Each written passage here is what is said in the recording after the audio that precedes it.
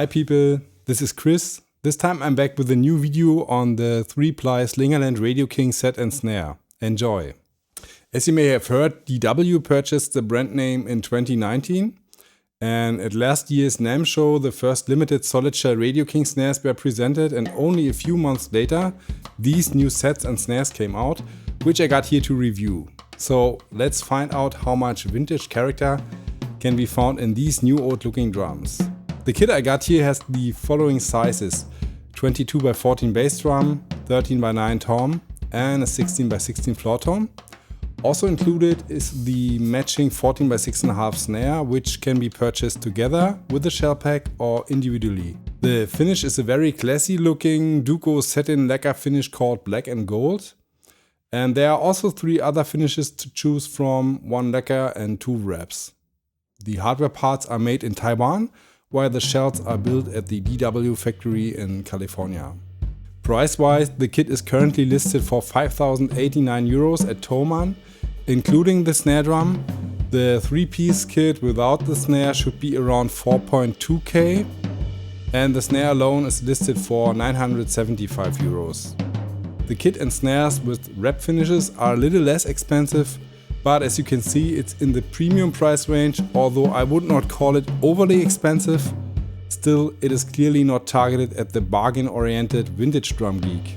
So what you get here is a vintage looking and also vintage sounding kit, combined with some modern parts like the telescopic legs of the bass drum, but most importantly without the flaws that come with some vintage drums, such as limited tuning range, out of round shells, fiddly hardware parts, etc. With the stainless steel tension rods, the kit tunes up very easily. A big part of the sound is of course the shell construction, using the classic 3-ply mahogany poplar mahogany formula along with steam bent maple rings.